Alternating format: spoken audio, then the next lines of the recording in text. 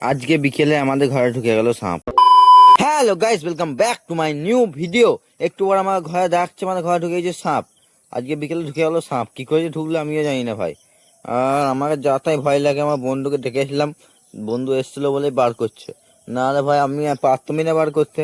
আমিও হাঁ করে দেখতে থাকতাম, আর আমার ভয় করছে। তো মজা দেখো, সাপটাকে বার করে কি করছে, ধরে ছুঁড়ে দিচ্ছে। আমি জীবনে পাবো না এসব করতে, যা ছুটছে। সাপটা কি মোটা সোটা দেখতে পাচ্ছ তো। আর এদিকে যাতাই ভিড় লেগে গেছে সাপ দেখার জন্য। তারপরে আমার সাম্মা বারবার খানি দৌড়ে দৌড়ে চললাম, সাইকেলে চেপে যাবো বাজার। তো বাজারে বাঁক সাজাবার জন্য চলে এলাম ঘুঙুর কিনতে। তো চলো ঘুঙুরটু কেনা যাক। আমার ঘুরে চলে এসলাম, কাকু বেশি দাম বলেছিল। তো এই পার্টনারটা এলো অভি ভাই, তো খানিক দাম মাম কমাইলো, 100 টাকা দাম কমিয়েছে ভাই। কি দাম দর করতে পারে, আমি জীবনে পাই না ওইসব। তো খানিক ঘুঙুরটা চেক করলাম, খানিক বাজিও দেখে এলাম। এবার চললাম খানিক ঘর দিকে। তো চলো গাড়ি বার করে দিয়েছে, এবার ঘরে চলো। তো সোজা মিঠাই চলে এলাম। তাই খানিক আমার বন্ধু আমাকে সিঙ্গারা সেভ করছে, আমার দুই নাকে। আমার রাজা বেটি দেখতেই পাচ্ছ, আর কাকে করছে না। তাই খানিক কুকুরের মতন খেয়ে দিলাম।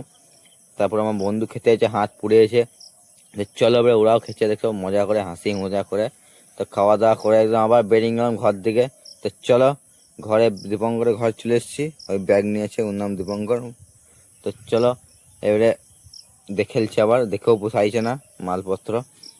তারপরে চলো আবার ঘর যাই আমরা। টাটা, বাই বাই, পরে দেখা হচ্ছে। ভিডিও যদি ভালো লেগেছে লাইক, সাবস্ক্রাইব, কমেন্ট, টাটা।